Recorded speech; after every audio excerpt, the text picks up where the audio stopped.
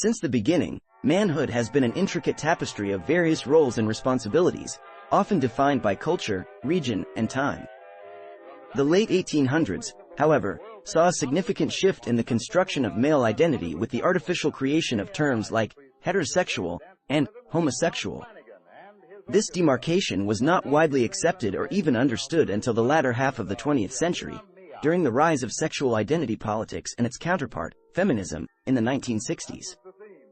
This shift altered American society's views of male identity, placing sexual orientation at its core and, in the process, initiating a fragmentation that would redefine male social interactions and disempower men as a cohesive group. The transformation began subtly, shifting the perception of sexuality from an action to a defining identity. No longer were men simply viewed as men, but as heterosexual men, homosexual men, or various other identities.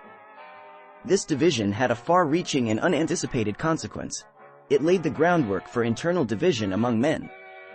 This fissure was fueled by a man's fear of stigmatization. In an effort to avoid being labeled or ostracized, many men began to distance themselves from certain types of associations.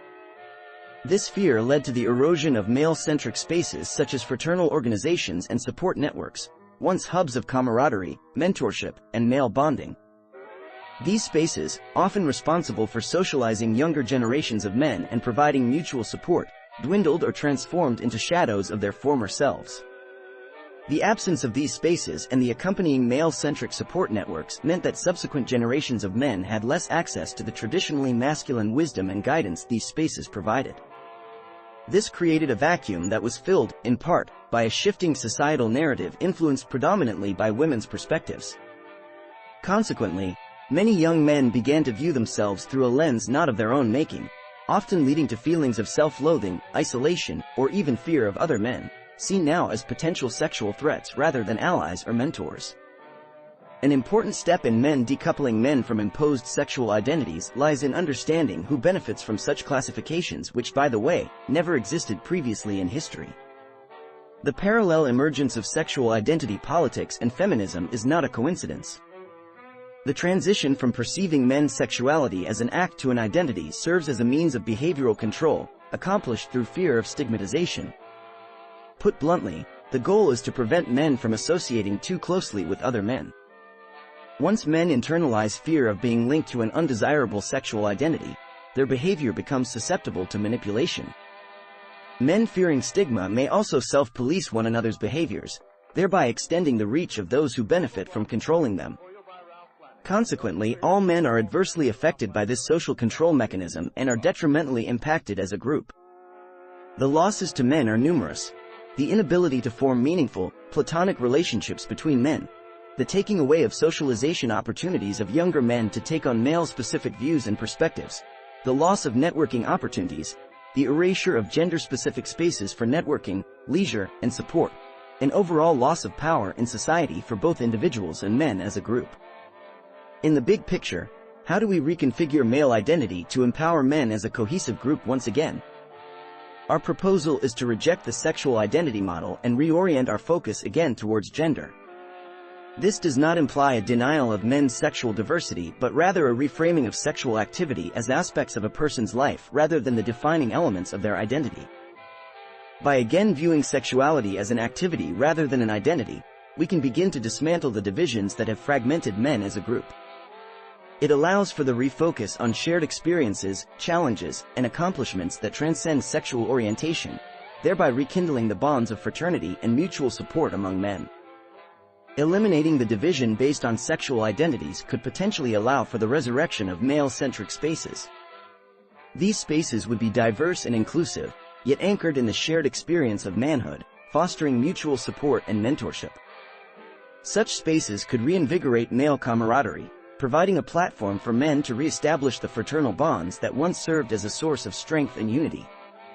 It is crucial to recognize the importance of reorienting our perspective on manhood. While we should continue to respect and appreciate the diversity of men's sexuality, they should not be the dividing lines that fragment men as a group.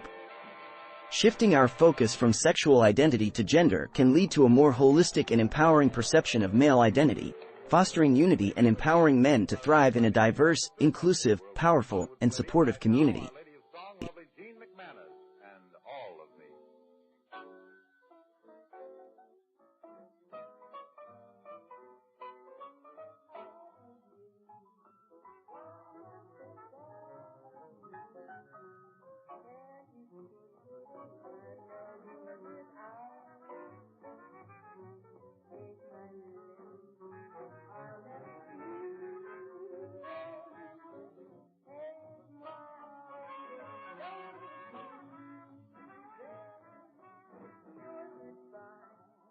Let me with eyes that cry.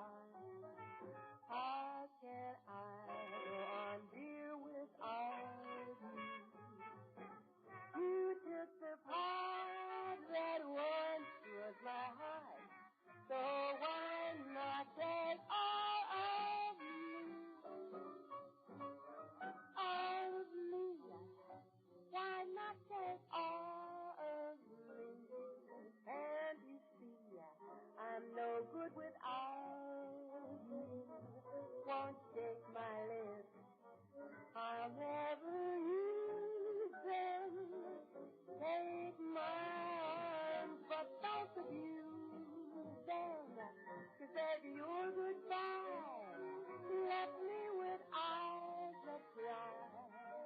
How can I go on, dear, without you? Why, no, baby, you took the part that once was my heart. Why not take all of me?